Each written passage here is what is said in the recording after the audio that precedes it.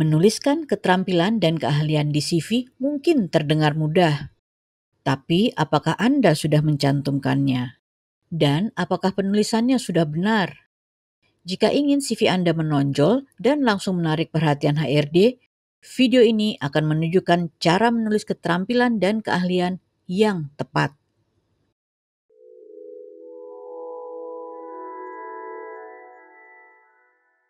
Halo semuanya, selamat datang kembali di channel Komunikarir.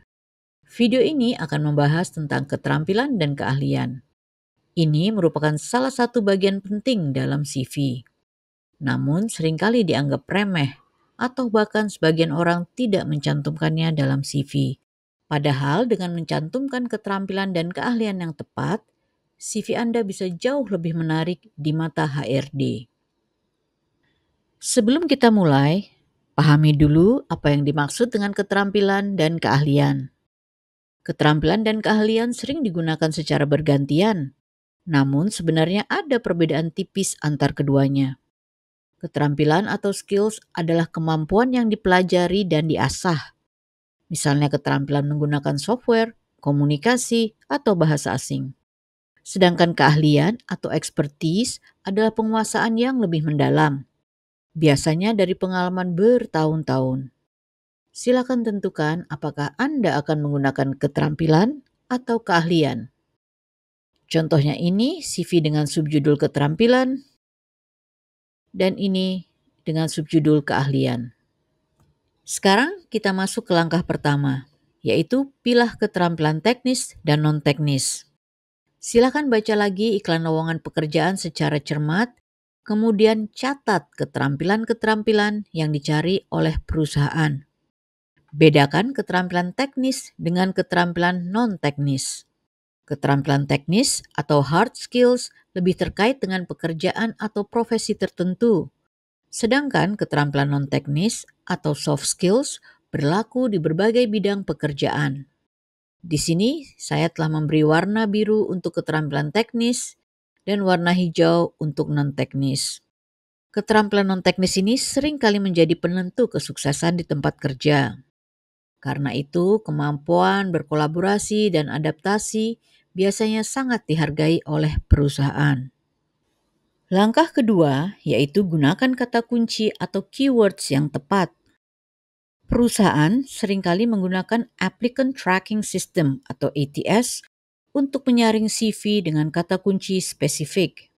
Jika Anda menggunakan istilah yang ada di deskripsi iklan lowongan pekerjaan, maka cara ini akan meningkatkan peluang CV Anda melewati tahap seleksi awal.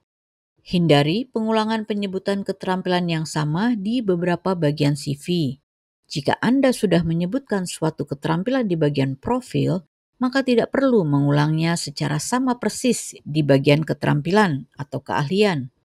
Sebagai gantinya, silakan soroti keterampilan lainnya agar CV Anda terlihat lebih dinamis dan lengkap.